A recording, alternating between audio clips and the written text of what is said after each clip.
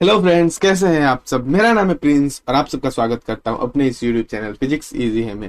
तो आज हम लोग पढ़ने जा रहे हैं टाइप ऑफ रिएक्शंस। ठीक है, तो टाइप ऑफ रिएक्शन से पहले हम लोगों ने बैलेंस कैसे करते हैं इक्वेशन को और बैलेंस केमिकल इक्वेशन होता क्या है वो पढ़ लिया है। अगर आप वो वीडियो नहीं देखे तो पहले वो वीडियो देख लीजिए, उसके बाद इस वीडियो में आइए। तो अभी हम पढ़ने जा रहे हैं टाइप ऑफ रिएक्शंस। ठीक है, तो टाइप ऑफ रिएक्शंस में हमारा मेनली 5 टाइप इंपॉर्टेंट रिएक्शन होता है। ठीक है, फर्स्ट हमारा होता है कॉम्बिनेशन रिएक्शन, सेकंड होता है हमारा डिकम्पोजिशन रिएक्शन, थर्ड होता है हमारा डिस्प्लेसमेंट रिएक्शन, इसे हम सिंगल डिस्प्लेसमेंट रिएक्शन भी कहते हैं, और फिर हमारा होता है डबल डिस्प्लेसमेंट रिएक्शन, और फिफ्थ हमारा लास्ट होता है रेडॉक्स रिएक्शन। 5 टाइप का हमारा मेन इंपॉर्टेंट यहाँ केमिकल रिएक्शन है, लेकिन इसके साथ ही साथ मैंने 2-4 जो और एक्स्ट्रा इंपॉर्टेंट रिएक्शंस होते हैं वो भी मैंने आपको यहाँ पे पढ़ाया है। तो सबसे पहले देखते हैं हम कॉम्बिनेशन रिएक्शन क्या होता है। देखिए यहाँ पे कॉम्बिनेशन रिएक्शन। कॉम्बिनेशन रिएक्शन एक ऐसा रिएक्शन है, देखिए कॉम्बिनेशन कहने से ही समझ आ जा रहा है कि यहाँ पे कॉम्बाइन हो रहा है कोई चीज। ठीक है, तो एक सिंगल चीज, मान लीजिए मेरा हैंड है ऐसे पड़ा हुआ है, किसके साथ कॉम्बाइन होगा, जब ये दो मिलेंगे तभी एक दूसरे के साथ कॉम्बाइन होंगे। ठीक है, तो एक सिंगल चीज कभी कॉम्बाइन नहीं हो सकता।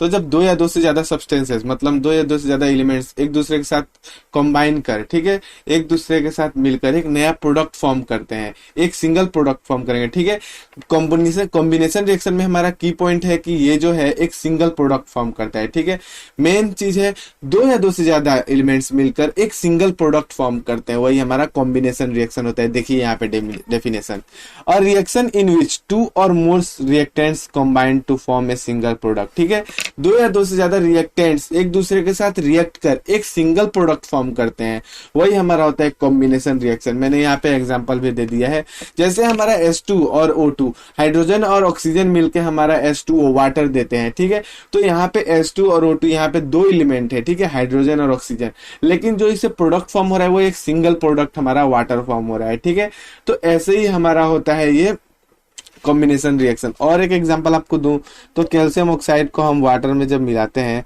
तो हमारा कैल्शियम हाइड्रोक्साइड फॉर्म होता है। ठीक है, कैल्शियम हाइड्रोक्साइड प्लस हीट, तो ये भी हमारा एक कॉम्बिनेशन रिएक्शन है। ठीक है, ये भी हमारा एक कॉम्बिनेशन रिएक्शन है। तो इसमें जो है हीट भी प्रोड्यूस होता है। हीट प्रोड्यूस होता है मतलब कि इसमें हीट इससे बाहर निकलता है। ठीक है, इसमें से हीट इवॉल्व होता है, और वो जो इक्वेशन होता है वो जो रिएक्शन होता है वो एक्सोथर्मिक रिएक्शन होता है। तो कॉम्बिनेशन रिएक्शन के अंदर ही हमारा एक और रिएक्शन मिलता है, वो होता है एक्सोथर्मिक रिएक्शन। तो हम लोग समझ गए कि कॉम्बिनेशन रिएक्शन क्या होता है।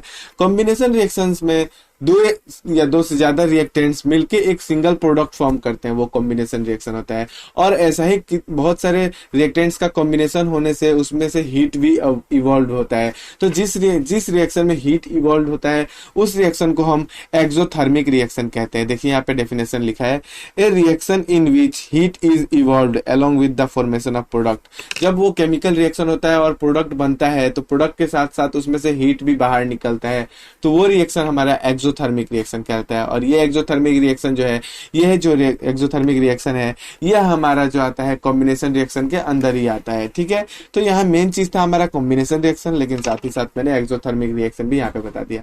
देखिए यहाँ पे हमें 2 टाइप्स के रिएक्शन मिलते हैं, एक्सोथर्मिक, इंडोथर्मिक। एक्सोथर्मिक उष्माक्षेपी और इंडोथर्मिक उष्माशोषी। तो इंडोथर्मिक और एक्सोथर्मिक, एक्सो मतलब यहाँ पे एग्जिट होता है। ठीक है, याद करने का मैं ट्रिक आपको बता देता हूँ। एक्सोथर्मिक रिएक्शन मतलब कि इसमें से एक्सो से समझिएगा कि यहाँ से हीट एग्जिट होता है, मतलब इवॉल्व होता है, और इंडो मतलब उसके अंदर जाता है। ठीक है, इंडोथर्मिक इसका मतलब कि उसमें हीट हमको देना पड़ता है। तो 2 टाइप के रिएक्शन मिलेंगे, इंडोथर्मिक आपको मिलेगा आगे।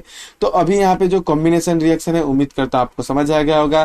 दो या दो से ज्यादा रिएक्टेंट्स एक दूसरे के साथ रिएक्ट कर एक सिंगल प्रोडक्ट फॉर्म करते हैं, वही हमारा कॉम्बिनेशन रिएक्शन कहलाता है। की पॉइंट है कि इसमें दो या दो से ज्यादा रिएक्टेंट रिएक्ट करेंगे, लेकिन जो प्रोडक्ट होगा एक सिंगल प्रोडक्ट होना चाहिए। ठीक है, तो ये हमारा कॉम्बिनेशन रिएक्शन होगा।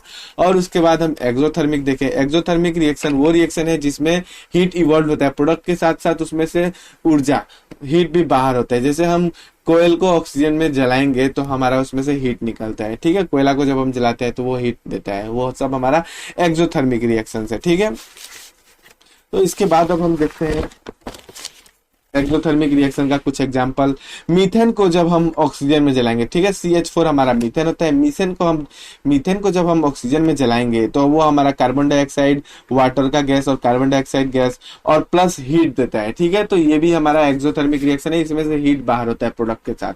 और एक एग्जांपल मैंने लिखा है, जब हम सांस लेते हैं तो ऑक्सीजन हमारे अंदर जाता है और हमारे सेल्स में ग्लूकोज के साथ रिएक्ट कर, ठीक है, हमें एनर्जी देता है, जिससे हमें एनर्जी मिलता है और हम चल फिर सकते हैं।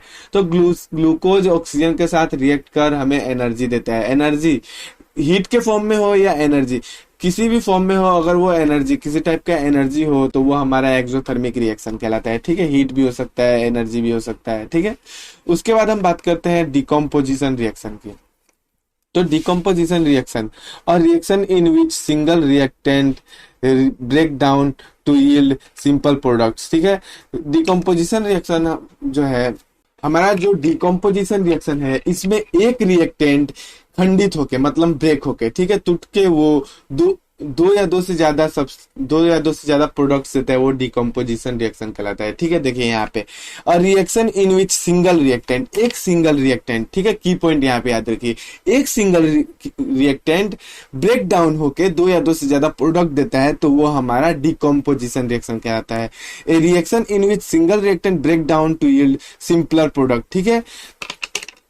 एक रिएक्टेंट ब्रेक डाउन होके मतलब खंडित होके टूट के दो प्रोडक्ट देता है, ठीक है, दो प्रोडक्ट देता है, दो नया प्रोडक्ट देता है तो वो हमारा डिकम्पोजिशन रिएक्शन कहलाता है, ठीक है। दो या दो से ज्यादा प्रोडक्ट भी हो सकता है, तो ये हमारा डिकम्पोजिशन रिएक्शन होगा। इसमें हमारा एक सिंगल रिएक्टेंट होता है, ठीक है, लेकिन उस रिएक्टेंट को जब हम हीट देंगे या उसे कंप्रेस करेंगे या कुछ करेंगे तभी वो दूसरा नया प्रोडक्ट फॉर्म करता है। जैसे कि यहाँ एग्जांपल मैंने दिया है, वाटर को जब हम इलेक्ट्रोलाइज करेंगे, ठीक है, तो वो हाइड्रोजन और ऑक्सीजन को दोनों को अलग अलग कर देता है, ठीक है।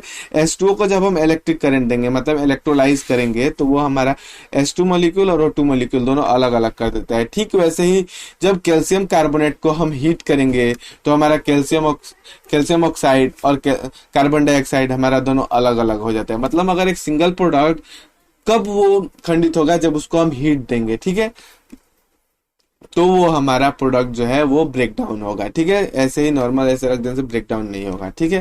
तो डिकम्पोजिशन रिएक्शन में एक सिंगल प्रोडक्ट ब्रेक डाउन होकर दो या दो से ज्यादा प्रोडक्ट देता है तो वो हमारा डिकम्पोजिशन रिएक्शन है। डिकम्पोजिशन रिएक्शन में हमें उसे हीट देना पड़ता है, मतलब कि हमारा जो एक सिंगल प्रोडक्ट होगा जब उसे हीट देंगे तब वो खंडित होता है, तब वो ब्रेक डाउन होकर दो या दो से ज्यादा प्रोडक्ट देता है, मतलब कि उसमें हीट एब्जॉर्ब होता है तभी वो केमिकल रिएक्शन होता है।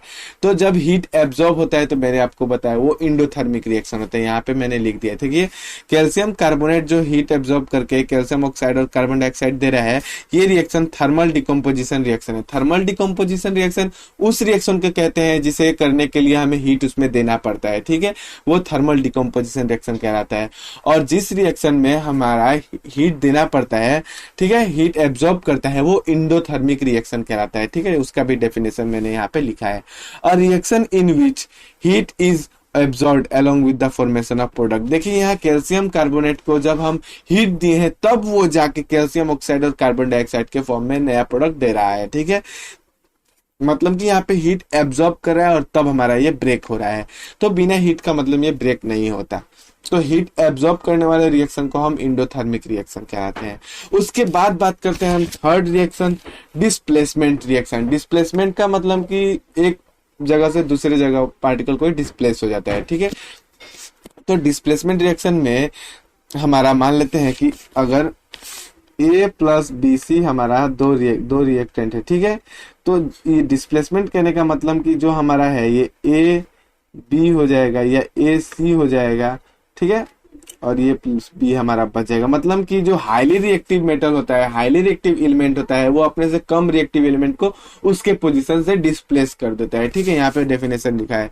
और reaction in which A more reactive element displaces A less reactive elements from its compound. अब कौन सा एलिमेंट ज्यादा रिएक्टिव है और कौन सा एलिमेंट कम रिएक्टिव है वो हम कैसे जानेंगे? तो हमारा एक रिएक्टिविटी सीरीज है। देखिए यहाँ पे आपको दिखाई दे रहा है रिएक्टिविटी सीरीज।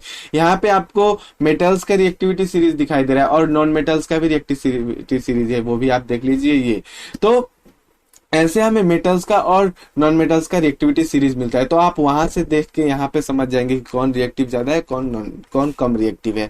तो हाईली रिएक्टिव एलिमेंट अपने से कम रिएक्टिव एलिमेंट को उसके पोजीशन से डिस्प्लेस कर देता है, उसका जगह वो खुद ले लेता है। जैसे कि यहाँ पे एग्जांपल मैंने दिया है, जब जिंक को हाइड्रोक्लोरिक एसिड के साथ रिएक्ट करेंगे तो यहाँ पे हमारा देखिए रिएक्टिविटी सीरीज में हमारा जो जिंक है वो हाईली रिएक्टिव है हाइड्रोजन से। तो यहाँ पे हमारा हाइड्रोजन डिस्प्लेस्ड हो जाएगा, उसके जगह पे हमारा जिंक आएगा। तो देखिए हाइड्रोजन डिस्प्लेस होकर हमारा जिंक क्लोराइड आ गया और हाइड्रोजन हमारा अलग सिंगल बच गया। तो जब हाईली रिएक्टिव एलिमेंट अपने से कम रिएक्टिव एलिमेंट को उसके पोजीशन से डिस्प्लेस कर देता है तो वही हमारा डिस्प्लेसमेंट रिएक्शन होता है। यहाँ पे सिर्फ एक का डिस्प्लेसमेंट होता है, इसलिए इसे सिंगल डिस्प्लेसमेंट कहते हैं। आगे जब हम डबल डिस्प्लेसमेंट पढ़ेंगे तो हमें समझ आएगा कि सिंगल डिस्प्लेसमेंट और डबल डिस्प्लेसमेंट में क्या अंतर है। यहाँ पे अभी समझ लीजिए कि डिस्प्लेसमेंट रिएक्शन क्या होता है। डिस्प्लेसमेंट रिएक्शन में एक हाईली रिएक्टिव एलिमेंट अपने से कम रिएक्टिव एलिमेंट को उसके पोजीशन से, उसके मॉलिक्यूल से उसको हटा देता है, ठीक है, और उसका जगह वो खुद ले लेता है। जैसे कि यहाँ जिंक प्लस हाइड्रोक्लोरिक एसिड मैंने किया है तो वहां पे हमारा हाइड्रोजन का जगह जिंक ले लिया है, ठीक है, तो जिंक क्लोराइड बन गया और H2 हमारा अलग हो गया है। ठीक वैसे ही यहाँ पे हमारा पोटेशियम आयोडाइड और यहाँ पे क्लोरीन दिया है, ठीक है, क्लोराइड दिया है। तो पोटेशियम आयोडाइड और क्लोरीन, तो यहाँ पे हम जानते हैं कि हमारा ये आई से ज्यादा रिएक्टिव होता है क्लोरीन, ठीक है। तो Cl हमारा यहाँ ज्यादा रिएक्टिव होने की वजह से यहाँ आई को डिस्प्लेस कर देगा, ठीक है, और उसका जगह खुद ले लेगा। तो यहाँ पे देखिए KCl हो गया, ठीक है, पोटेशियम क्लोराइड हो गया और यहाँ पे आई हमारा अलग बच गया। तो यहाँ डिस्प्लेसमेंट रिएक्शन में हमारा क्या होता है, हाईली रिएक्टिव एलिमेंट अपने से कम रिएक्टिव एलिमेंट को उसके पोजीशन से डिस्प्लेस कर देता है। ये डेफिनेशन देख लीजिएगा एक बार और reaction in which a more reactive element, एक ज्यादा रिएक्टिव एलिमेंट अपने से कम रिएक्टिव एलिमेंट को, ठीक है, element displaces less reactive element from its compound. एक highly reactive element, more reactive element अपने से लेस रिएक्टिव एलिमेंट को उसके कंपाउंड से डिस्प्लेस करके उसका जगह वो खुद ले लेता है, ठीक है, वही हमारा डिस्प्लेसमेंट रिएक्शन होता है। यहाँ पे मैंने आपको एग्जाम्पल दिया था और एक एग्जाम्पल देखें, यहाँ पे आयरन और कॉपर सल्फेट के बीच अगर हम रिएक्शन कराते हैं तो यहाँ पे हम रिएक्टिविटी सीरीज में देख सकते हैं कि हमारा आयरन जो है हाईली रिएक्टिव है कॉपर से, तो हमारा कॉपर को डिस्प्लेस कर आयरन उसका जगह ले लेगा, ठीक है। तो यहाँ आयरन सल्फेट हो गया और कॉपर हमारा अलग हो गया। तो ऐसे हम देखते हैं कि एक हाईली रिएक्टिव एलिमेंट अपने से कम रिएक्टिव एलिमेंट को उसके कंपाउंड से कैसे डिस्प्लेस कर देता है, तो यही हमारा डिस्प्लेसमेंट रिएक्शन कहलाता है। लेकिन अगर मैं बात करूं कि अगर हम ऐसा करें कि फेरस सल्फेट हमारा पहले से है, ठीक है, फेरस सल्फेट हमारा पहले से है और उसमें हम कॉपर रिएक्ट कर रहे हैं, तो क्या यहाँ पे रिएक्शन होगा? नहीं, यहाँ पे रिएक्शन नहीं होगा क्योंकि कॉपर फेरस आयरन को डिस्प्लेस नहीं कर सकता है। कॉपर आयरन को डिस्प्लेस नहीं कर सकता है। अब कॉपर को आयरन डिस्प्लेस क्यों नहीं कर सकता है? क्योंकि कॉपर जो है हमारा लेस रिएक्टिव है आयरन से, इसलिए यहाँ पे कोई रिएक्शन नहीं होगा, ये नो रिएक्शन, ठीक है, यहाँ पे कोई रिएक्शन नहीं होगा, जैसे है वैसे ही रह जाएगा। अब रिएक्शन ना होने का कारण यहाँ पे रिएक्टिविटी है एलिमेंट का, ठीक है, यहाँ पे हमारा लेस रिएक्टिव है कॉपर ये आयरन से, इसलिए यहाँ पे हमारा कोई रिएक्शन नहीं हो रहा है। उसके बाद अब बात करते हैं डबल डिस्प्लेसमेंट रिएक्शन की। मतलब यहाँ पे देख रहे हैं हमारा जो डिस्प्लेसमेंट होगा वो डबल होगा। अब डबल कैसे होगा? यहाँ पे दो रिएक्टेंट्स जो होंगे वो एक दूसरे से अपना आयन एक्सचेंज कर लेंगे, ठीक है, या तो केटायन या तो एनायन, कोई एक ही एक्सचेंज करेंगे, ठीक है। तो यहाँ पे आयन्स का एक्सचेंजिंग होता है और यही हमारा डबल डिस्प्लेसमेंट रिएक्शन कहलाता है। देखिए, two compound react with each other and exchange their ions, दो कंपाउंड एक दूसरे के साथ रिएक्ट करते हैं और अपना आयन्स एक्सचेंज कर लेते हैं, ठीक है, और यहाँ एक दो नया कंपाउंड फॉर्म होता है। जैसे कि यहाँ एग्जांपल मैंने आपको दिया है, यहाँ पे सिल्वर नाइट्रेट और सोडियम क्लोराइड एक दूसरे के साथ रिएक्ट कर रहे हैं, ठीक है, यहाँ पे ये दो कंपाउंड एक दूसरे के साथ रिएक्ट कर रहे हैं और ये दोनों अपने एक दूसरे के केटायन या एनायन किसी एक को हम मान लेते हैं, ठीक है। यहाँ पे हम देखते हैं कि केटायन एक्सचेंज हुआ, ठीक है, नाइट्रेट की जगह पे हमारा सोडियम आ गया और क्लोरीन की जगह पे हमारा Ag आ गया, सिल्वर आ गया। तो ऐसे हमारा यहाँ पे आयंस के एक्सचेंज होता है, दोनों रिएक्टेंट्स के आयन में एक्सचेंज होता है, तो ये हमारा डबल डिस्प्लेसमेंट कहलाता है।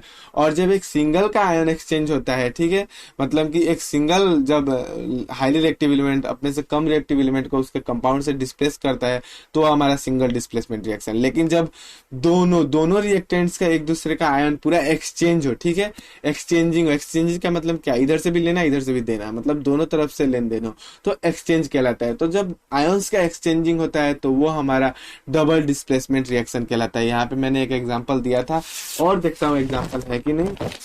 नहीं, यहाँ पे मैंने और एग्जांपल नहीं कराया, आप लोग बुक में देख लीजिएगा। इसके बाद अब हम लास्ट रिएक्शन की बात करते हैं, फिफ्थ रिएक्शन, रेडॉक्स रिएक्शन।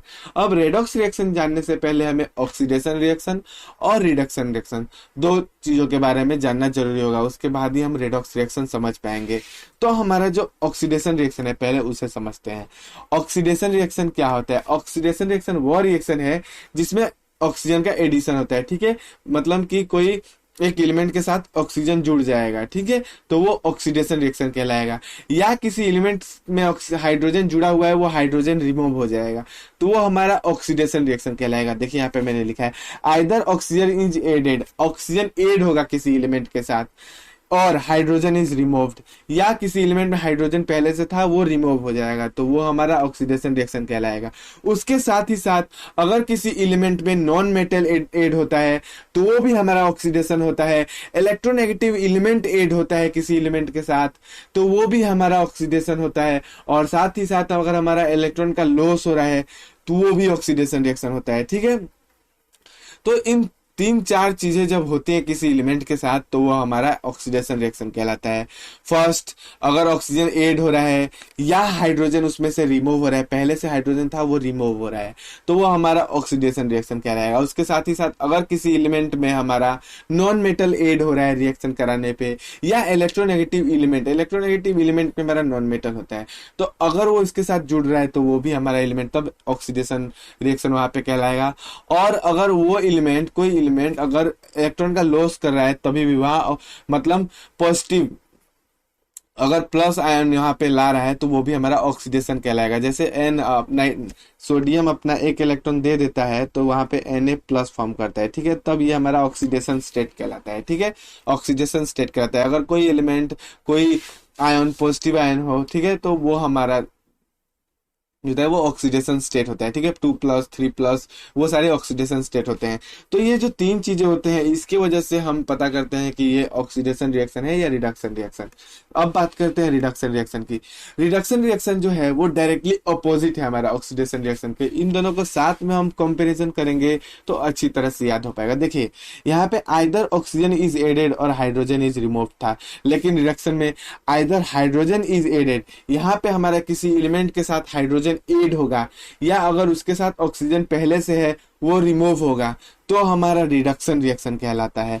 उसके बाद अगर किसी एलिमेंट में मेटल, नॉन मेटल नहीं, यहाँ पे मेटल अगर ऐड हो रहा है तो भी वह हमारा रिडक्शन रिएक्शन कहलाएगा, या इलेक्ट्रोपॉजिटिव एलिमेंट जो है वो ऐड हो रहा है तभी भी हमारा वो रिडक्शन रिएक्शन कहलाएगा। और इसके साथ ही साथ अगर इलेक्ट्रॉन गेन हो रहा है, ठीक है, अगर कोई एलिमेंट इलेक्ट्रॉन ले रहा है, ठीक है, जैसे कि हमारा क्लोरीन जो है नेगेटिव इलेक्ट्रॉन ले लेता है किसी से, ठीक है, और नेगेटिव आयन शो करता है, तो जितने भी एलिमेंट्स नेगेटिव आयन शो करते हैं वो सारा हमारा रिडक्शन स्टेट में होते हैं, ठीक है, वही हमारा। तो अगर कोई एलिमेंट अगर इलेक्ट्रॉन गेन कर रहा है तो वो भी हमारा रिडक्शन रिएक्शन में आता है, ठीक है। तो यही था हमारा ऑक्सीडेशन रिएक्शन और रिडक्शन रिएक्शन। और अब बात करते हैं रेडॉक्स रिएक्शन की, तो लेकिन इन दोनों से पहले हम इन दोनों का एग्जाम्पल देख लेते हैं, ठीक है। तो ऑक्सीडेशन रिएक्शन में हम जानते हैं कि ऑक्सीजन ऐड होगा या हाइड्रोजन रिमूव होगा। तो इसका एग्जांपल देखिए, कॉपर है और ऑक्सीजन इन दोनों का रिएक्शन कर रहा है और कॉपर के साथ ऑक्सीजन जुड़ जा रहा है, कॉपर ऑक्साइड हो जा रहा है। तो देखिए कॉपर एक सिंगल एलिमेंट था और इसके साथ ऑक्सीजन जुड़ गया, मतलब कि इसमें ऑक्सीजन का एडिशन हुआ, तो ये जो है हमारा ऑक्सीडेशन रिएक्शन होगा, ठीक है। और जिस एलिमेंट का ऑक्सीडेशन होता है वो हमारा वो हमारा रिड्यूसिंग एजेंट कहलाता है, ठीक है। यहाँ पे हमारा ऑक्सीडेशन हो रहा है कॉपर का, ठीक है। और रिडक्शन रिएक्शन देखते हैं, तो यहाँ पे कॉपर ऑक्साइड पहले से था और उसका हाइड्रोजन के साथ रिएक्शन करा रहे हैं, तो कॉपर से ऑक्सीजन हट जा रहा है, तो यहाँ पे कॉपर ऑक्साइड का यहाँ रिडक्शन हुआ है, ठीक है, कॉपर में हो गया, तो यहाँ हाइड्रोजन का लॉस, ऑक्सीजन का लॉस हुआ, और ऑक्सीजन का लॉस होगा मतलब कि ऑक्सीजन रिमूव होगा, मतलब कि यह हमारा रिडक्शन रिएक्शन है। या किसी चीज के साथ हमारा ऑक्सीजन जुड़ जाता है तो वो हमारा ऑक्सीडेशन कहलाता है, ठीक है। तो ये देखिए यहाँ पे हमारा रिडक्शन रिएक्शन और ऑक्सीडेशन रिएक्शन दोनों प्रेजेंट है, ठीक है।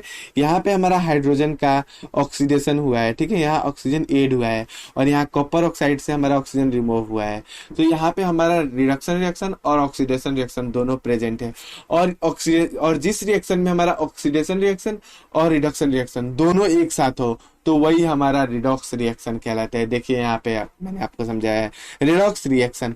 और reaction in which both reduction and oxidation process occur simultaneously, एक ऐसा केमिकल रिएक्शन जिसमें एक साथ ऑक्सीडेशन और रिडक्शन रिएक्शन दोनों एक साथ हो, तो वो हमारा रिडॉक्स रिएक्शन कहलाता है। और उसका एग्जांपल मैंने आपको यहाँ पे करा दिया है। कॉपर ऑक्साइड जब हाइड्रोजन के साथ रिएक्ट करता है, ठीक है, हाइड्रोजन मॉलिक्यूल के साथ रिएक्ट करता है, तो हमारा देखिए यहाँ कॉपर से ऑक्सीजन रिमूव हो जाता है, और तो हमारा ये रिडक्शन रिएक्शन कहलाता है।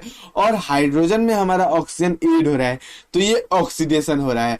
तो इस रिएक्शन में हमारा रिडक्शन और ऑक्सीडेशन दोनों हो रहा है, इसलिए ये हमारा जो रिएक्शन है ये रिडॉक्स रिएक्शन है। ठीक है, रिडॉक्स रिएक्शन में हमारा ऑक्सीडेशन और रिएक्शन रिडक्शन दोनों एक साथ होता है। जिस केमिकल रिएक्शन में हमारा ऑक्सीडेशन रिडक्शन और रिडक्शन रिएक्शन दोनों एक साथ हो, तो वो हमारा रिडॉक्स रिएक्शन कहलाता है। और उसका एग्जांपल यहाँ पे मैंने आपको दी, यहाँ पे रिडक्शन भी हो रहा है और ऑक्सीडेशन भी हो रहा है। ठीक है, तो रिडक्शन में क्या होता है, ऑक्सीजन का रिमूव या हाइड्रोजन का एडिशन, और ऑक्सीडेशन में क्या होता है, हाइड्रोजन का रिमूव या ऑक्सीजन का एडिशन, तो वो हमारा ऑक्सीडेशन कहलाता है। और एक चीज जानना बहुत ही जरूरी है, जो चीज ऑक्सीडाइज होता है, ठीक है, वो हमारा रिड्यूसिंग एजेंट होता है, और जो रिड्यूस होता है वो हमारा ऑक्सीडाइजिंग एजेंट होता है। जैसे कि यहाँ कॉपर ऑक्साइड का हम हाइड्रोजन के साथ कर रहे हैं, तो यहाँ पे हमारा कॉपर प्लस H2O हो रहा है, तो ये हम जानते हैं कि ऑक्सीडाइज हो रहा है। ठीक है, ऑक्सीडाइज्ड, ठीक है, ये हमारा ऑक्सीडाइज हो रहा है और ये हमारा रिड्यूस हो रहा है। ठीक है, रिड्यूस्ड, तो यहाँ पे हमारा ये ऑक्सीडाइज ये रिड्यूस हो रहा है, तो यहाँ पे जो हमारा रिड्यूस्ड होता है, ठीक है, वो हमारा ऑक्सीडाइजिंग एजेंट होता है, ऑक्सीडाइजिंग एजेंट। और जो हमारा ऑक्सीडाइज्ड होता है वो हमारा होता है रिड्यूसिंग एजेंट। ठीक है, जो एजेंट होते हैं ऑक्सीडाइजिंग एजेंट या रिड्यूसिंग एजेंट, ये सिर्फ रिएक्टेंट्स में होते हैं। ठीक है, ऑक्सीडेशन या रिडक्शन जो भी होता है वो सिर्फ रिएक्टेंट साइड का हम मानते हैं, प्रोडक्ट साइड का हमारा वो चीज नहीं होता है। ठीक है, सिर्फ रिएक्टेंट साइड में जो है वो हमारा ऑक्सीडेशन या रिडक्शन रिएक्शन होता है। तो उम्मीद करता हूं आपको ये सारे रिएक्शन समझ आए होंगे। तो अगर आपको ये वीडियो अच्छा लगा और सारे रिएक्शन समझ आ गए, तो वीडियो को लाइक करना और साथ ही साथ अपने इस चैनल को सब्सक्राइब कर बेल आइकन प्रेस कर देना, ताकि मैं जब भी वीडियो डालूं तो सबसे पहले आपके पास पहुंचे और आप मेरा सबसे पहले वीडियो देख सको। तो अभी के लिए इतना ही, मिलेंगे नेक्स्ट वीडियो में। थैंक यू, धन्यवाद, अलविदा, जय हिंद।